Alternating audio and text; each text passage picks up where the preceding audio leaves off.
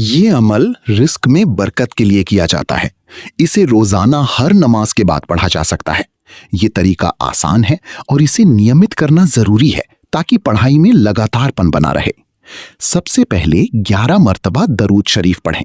इसे आराम से और तवज्जो के साथ पढ़ें, जल्दी ना करें और हर लफ्ज साफ पढ़ें ताकि पढ़ने का तरीका सही रहे। दरूद शरीफ के बाद 100 मर्तबा या रज़्ज़ाक पढ़ना है। गिनती पूरी रखें और कोशिश करें कि हर बार सही तरीके से पढ़ा जाए और कोई लफ्ज गलत ना हो। पढ़ते वक्त ध्यान इधर उधर ना जाए। कोशिश करें कि दिल और दिमाग दोनों अल्लाह की तरफ रहें और आप पूरी एकाग्रता के साथ ये अमल पूरा करें। ये अमल हर नमाज के बाद एक ही तरीके से करना है। सुबह, दोपहर, शाम और रात हर नमाज के बाद इसी तरह दोहराते रहें और नियमितता बनाए रखें। दरूद शरीफ शुरू में पढ़ना जरूरी है और इसी क्रम को आगे भी जारी रखें ताकि अमल सही तरीके से पूरा हो सके।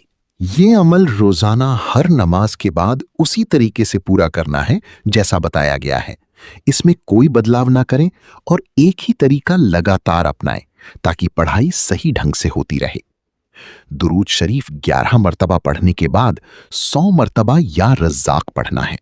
गिनती पूरी रखना जरूरी है, इसलिए ध्यान से पढ़ें और बीच में रुकावट ना आने दें। पढ़ते वक्त जगह साफ हो और माहौल शांत हो ताकि आपका ध्यान भटके नहीं और आप पूरे सुकून के साथ ही अमल कर सकें। हर नमाज के बाद इसे दोहराना है।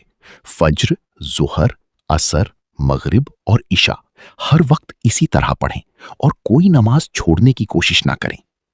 पढ़ाई के बाद हाथ उठाकर दुआ करें। अपनी जरूरत अल्लाह के सामने रखें और सादगी के साथ दुआ करें, बिना जल्दबाजी के। इस अमल को रोजाना जारी रखें और एक ही तरीके से करते रहें ताकि पढ़ने में आसानी रहे और तरीका साफ बना रहे।